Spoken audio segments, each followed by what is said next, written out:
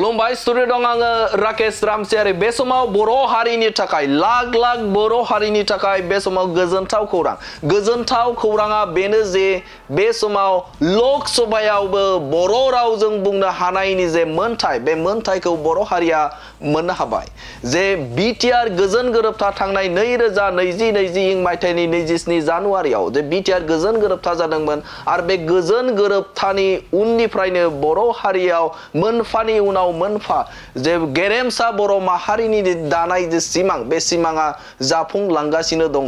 नोंथांमोना मिथिगौ जे रावनि थाखाय बा बर' हारिया रावखौ फोथांना लांनो थाखाय गोलाव सम आन्दोलन खालामबाय, गोलाव सम बर' हारिया सोमावसारबाय आरो सोमावसारनानै गोबां मुंख्लंबो जाबाय। नाथाय बेनि गेजेरजोंनो 8थि फारियाव बर' रावा थिसनजाबाय। नाथाय बर' रावा 8थि फारियाव थिसनजाब्लाबो बबेबा समाव बाहायनायनि बेलायाव नुनो मोनामोन। नाथाय बे समाव बर' हारिनि थाखाय मोनसे गोजोनथाव खौरां जे लक सभा बे लक सभा आरो रायजो सभायाव बर' रावजोंनो रायज्लायनो हानाय बा बुंनो हानाय मोनथायखौ गनायथिखौ बे समाव मोनफुंनो हाबाय। बे बर' हारिनि थाखाय गोजोनथाव खौरां।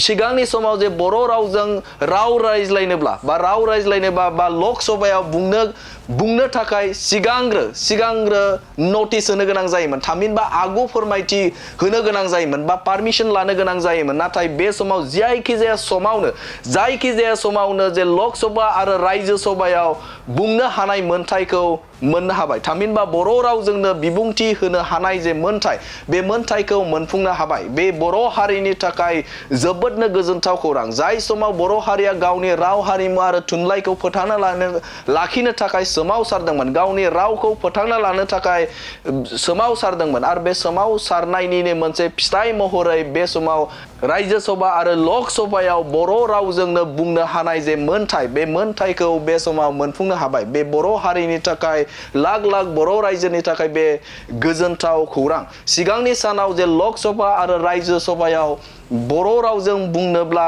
गनायथि लाग्रोनो गोनां जायोमोन, थामहिनबा आगु फोरमायथि होनो गोनां जायोमोन। नाथाय बे समाव सिगांग्रो गनायथि लानो गोनांथि गैया। जिकुनु टाइमावनो लक सभा आरो रायजो सभायाव गावनि बिमानि रावजोंनो बिबुंथि लाखिनो बा गावनि बर' हारिनि समस्या बा जेंनानि सायाव बुंनो हानाय जे मोनथाय बे मोनथायखौ मोननो हाबाय।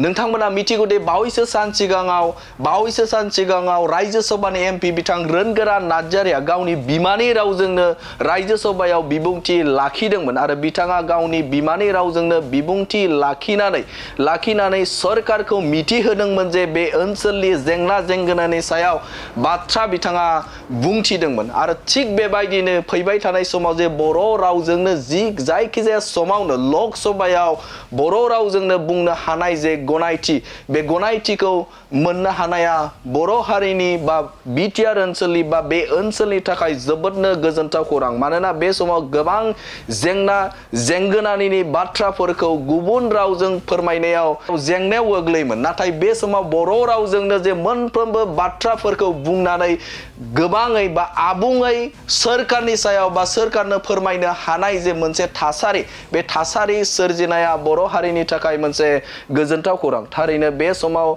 बर' हारिनि बिफा बिथां उपेन्द्रनाथ ब्रह्मनि मोनफा जे गेरेमसा बर' माहारि दानो नागिरनाय जे सिमां बे सिमाङा जाफुंसारनायखौ नुनो मोनगासिनो दं।